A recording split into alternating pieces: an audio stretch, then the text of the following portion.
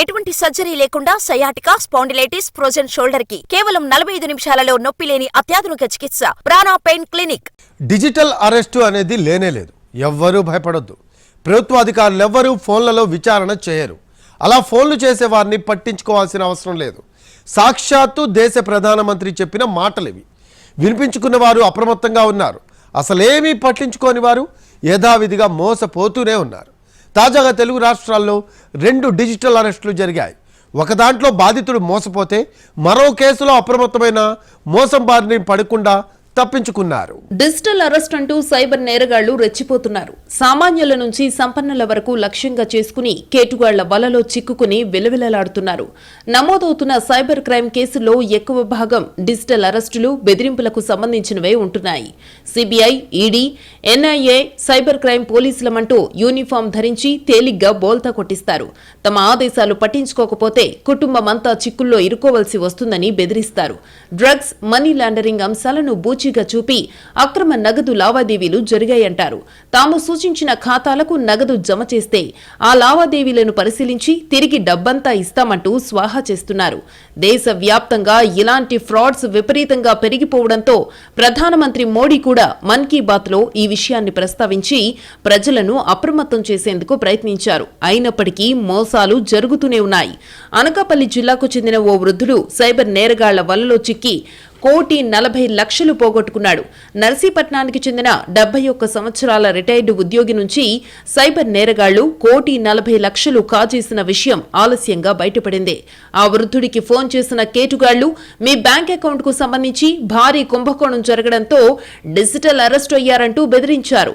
Arrest నుంచి తప్పించుకోవాలంటే సొమ్ము చెల్లించాలనడంతో బాధితుడు బ్యాంకులో ఫిక్స్డ్ డిపాజిట్లుగా దాచుకున్న నగదును విత్డ్రా చేసి మరీ వారికి పంపించారు. 3 రోజుల వ్యవధిలో ఆ మొత్తాన్ని నిందితులు చెప్పిన ఖాతాలకు జమ చేశారు.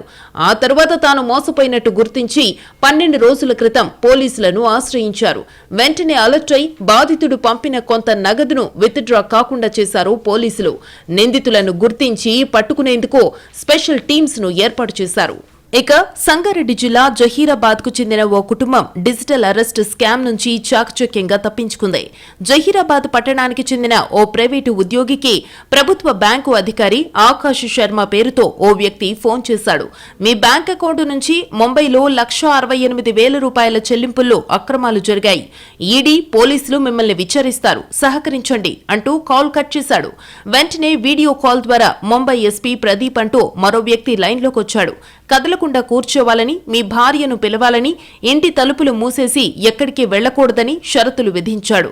అరగంట పాటు ప్రశ్నలతో చెమటలు పట్టించాడు. అనుమానమొచ్చిన బాధితుడి భార్య నీళ్లు తాగొస్తానని మరో డోర్ నుంచి బయటకొచ్చి డయల్ 100 కు ఫోన్ చేసి విషయం చెప్పారు. వెంటనే స్పందించిన అర్బన్ ఎస్ఐ స్థానిక సైబర్ వారియర్తో పాటు సిబ్బందిని 10 నిమిషాల్లో పంపించారు. వారిని గమనించిన కేటుగాడు ఎవరొచ్చారు, ఎందుకొచ్చారు అంటూ వెంటనే ముఖం కనిపించకుండా దాచుకుని మాట్లాడటం మొదలుపెట్టాడు. పోలీసులు పక్క నుంచి బాధితుడికి సూచనలు చేస్తూ సైబర్ మోసగాళ్ల వివరాలు రాబట్టేందుకు ప్రయత్నించారు. ఇది పసిగట్టిన దుండగుడు వెంటనే కాల్ కట్ చేశాడు. ఎలాంటి మోసాన్నైనా అప్రమత్తతతో తిప్పికొట్టొచ్చు.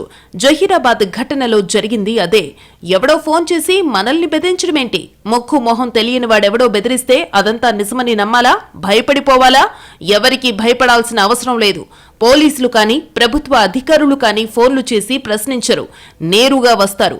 ఇదొక్కటి గుర్తుంచుకుంటే చాలు, డిజిటల్ అరెస్టుల పేరుతో జరుగుతున్న మోసాల బారిన పడకుండా తప్పించుకోవచ్చు.